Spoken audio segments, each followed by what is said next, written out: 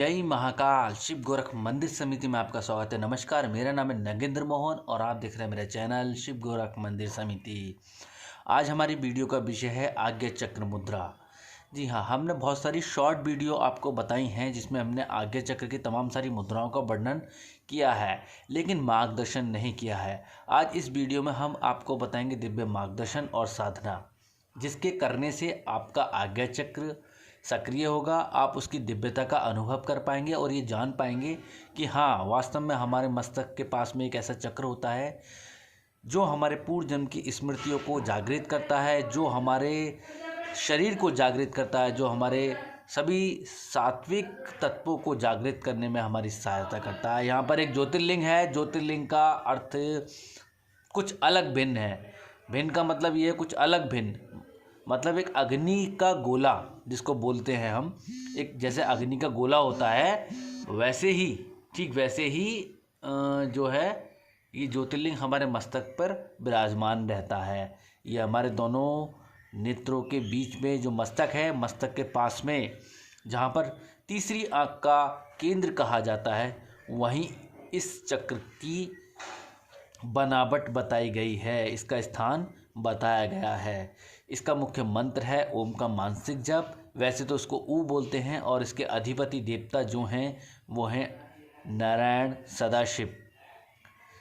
भगवान नारायण का विराट स्वरूप भी बोल सकते हैं और सदाशिव का स्वरूप भी बोल सकते हैं। और ये चक्र हमारे सूक्ष्म शरीर और हमारे कारण शरीर की गतिविधियों का नेतृत्व करता है और हमें ज्ञान कराता है कि हमारा कारण शरीर और हमारा सूक्ष्म शरीर हमारे शरीर से भिन्न है और किस प्रकार से कार्य करता है। ये हमारी दिव्यता को अनुभव कराता है, अर्थात ये ऐसा अनुभव कराता है जिससे हम ये समझ पाते हैं कि हमारे शरीर की प्रकृति हमारी अपनी नहीं है। ये नेचर अलग प्रकार से हमारी पृथ्वी, हमारा जल, हमारा आकाश, हमारा अग्नि और हमारे वायु के आधार पर कार्य करता है, हमारे चक्रों के आधार पर कार्य करता है। अगर आपको अभी भी समझ में नहीं आ रहा है तो मैं मुद्रा की साधना आपको कुछ विस्तार से अलग प्रकार से बताता हूँ। तो देखिएगा, पहले चरण में हम ये सीखते हैं कि जब कभी भी हम मुद्रा करें तो मुद्रा करने से पहले हमें सिद्धासन पर बैठना चाहिए या हमें पद्मासन पर बैठना चाहिए। सिद्धासन और पद्मासन मुख्य है। अगर आपको ये दोनों आसन नहीं आते हैं, आप ज़्यादा हेल्दी हैं, ज़्यादा आपका शरीर उड़क पुड़क है, तो आप वज्र आसन में भी इस मुद्रा का अनुभव कर सकते हैं। ये आज्ञा चक्र की मुद्रा बहुत भिन्न है, बहुत दिव्य है। तो कोई भी मुद्रा आप करें तो सिद्धासन या पद्मासन में करें। अगर सिद्धासन पद्मासन नहीं लगा सकते तो वज्र आसन में करें। तो अभी हम इस तरीके से मुद्रा लगाने से पहले हाथों के ऐसे दर्शन करते हैं। देखिएगा, जैसे कि हम ये आपको दिखा रहे हैं, ये हमारा सूर्य हस्त है, ये हमारा चंद्र हस्त है। सूर्य और चंद्र का विज्ञान बहुत अलग है, बहुत दिव्य है। पहली चीज़ ये है। तो यहाँ पर जब हम इस तरीके से करते हैं, ऐसे करके, यहाँ ऐसे करके करते हैं, तो ये हम हस्त दर्शन कर रहे होते हैं। यहाँ पर हम सूर्य हस्त दर्शन और चंद्र हस्त दर्शन दोनों ही कर रहे होते हैं। तो जब हम इस तरीके से करते हैं तो यहाँ पर हम नमन करते हैं अपने समस्त हस्त विज्ञान के तत्वों को, चक्र को और प्राणों को, क्योंकि उनकी नाड़ियाँ यहाँ पर सभी में व्याप्त हैं। सूक्ष्म अवस्था की अगर हम बात करें तो 27 नक्षत्र, 12 राशियाँ, 24 गुण और 5 तत्व, 7 चक्र, 10 प्राण यहाँ विराजमान रहते हैं। इसकी प्रकृति सूर्य और चंद्र घटती बढ़ती रहती है। यह हमारी सूर्य नाड़ी और चंद्र नाड़ी के आधार पर परिवर्तित होते रहते हैं। हमारी सूर्य नाड़ी और हमारी चंद्र नाड़ी गर्म और ठंडे का प्रतीक है। जब हमारी सूर्य नाड़ी चलती है तो हम कठोर कार्य करना अधिक पसंद करते हैं और कम समय में अधिक कार्य कर लेते हैं। लेकिन जब हमारी चंद्र नाड़ी चल रही होती है तो उसमें हम कोमल कार्य और सरल कार्य करना पसंद करते हैं। आपको इसका विज्ञान भी बताऊंगा आगे चल करके। अभी तो केवल आप मुद्राएं सीखिए। तो यहाँ पर आज्ञा चक्र की आज्ञा चक्र की मुद्रा की हम बात कर रहे थे। आज्ञा चक्र की मुद्रा बहुत विशेष है, दिव्य है और दिव्य गुणों को जागृत करने वाली है। तो यहाँ पर हम इसको इस तरीके से हस्त दर्शन करने के बाद में आपको इस तरीके से कुछ करना होगा। यहाँ करने के बाद में मुद्रा करने के लिए आपको यहाँ कुछ इस तरीके से करना होगा।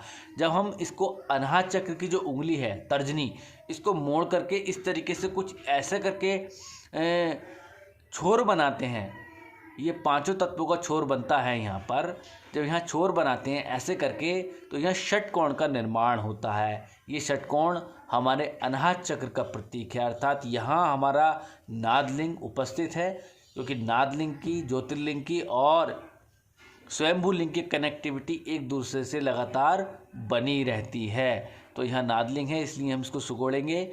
और यहाँ पर जबकि हम यहाँ पृथ्वी पर हैं, पृथ्वी से साधना कर रहे हैं, तो हमें इसको क्रॉस करना होगा। ये हमारे पृथ्वी चक्र की माध्यमा अनामिका उंगली है। माध्यमा को हमने सीधा रखना है, सीधा यूँ रखना है, क्योंकि आकाश तत्व है, इसकी ऊर्जा सीधी रहनी चाहिए। तो यहाँ और यहाँ अनामिका को यूं क्रॉस में करा है, क्योंकि इसकी ऊर्जा क्रॉस में रहनी चाहिए, क्योंकि हम पृथ्वी पर विराजमान रहते हैं।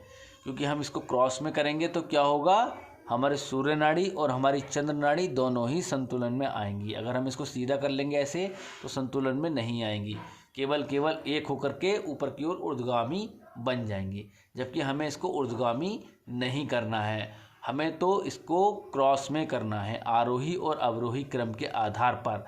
बची हमारी कंष्टिका उंगली, तो वो भी सीधी रहेगी जैसे कि हमारी आकाश तत्व की उंगली है। तो यहाँ पर हमारा जो मुद्रा का मुद्रा जो है वो कुछ इस तरीके से बनी हुई दिखाई देगी। इसमें आप ऐसे कर सकते हैं मुद्रा को, और कुछ इस तरीके से भी यहाँ पर कर सकते हैं। यहाँ ऐसे कर सकते हैं और यहाँ कुछ ऐसे अंगुष्ठ का बैन भी लगा सकते हैं। लेकिन अगर आपको कायदे में सही प्रकार से मुद्रा करनी है तो आप कुछ इस तरीके से मुद्रा का अनुभव करें। ये हमारी आज्ञा चक्र की मुद्रा है।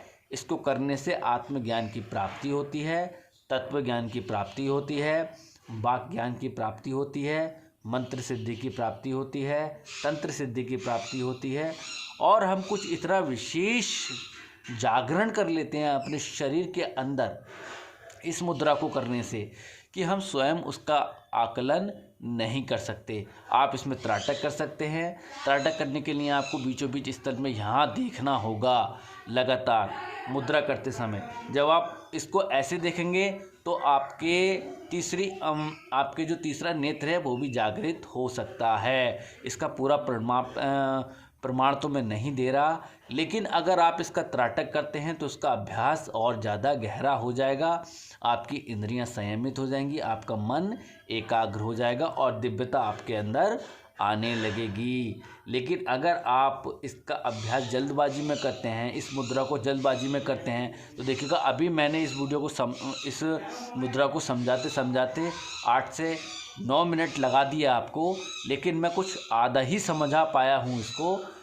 शोर ज़्यादा है आज यहाँ, तो कोई नहीं, कोई दिक्कत नहीं है। अगर आप मुझे अच्छे तरीके से सुन पा रहे हैं तो मेरी वीडियो को ठीक प्रकार से सुनें और समझें कि मैं क्या कहना चाह रहा हूँ। तो देखिए ये आज्ञा चक्र की मुद्रा है। इसको करने से हमारा आज्ञा चक्र जल्दी सक्रिय होकर के ऊर्ध्वगामी होता है, ऊपर की ओर उठता है।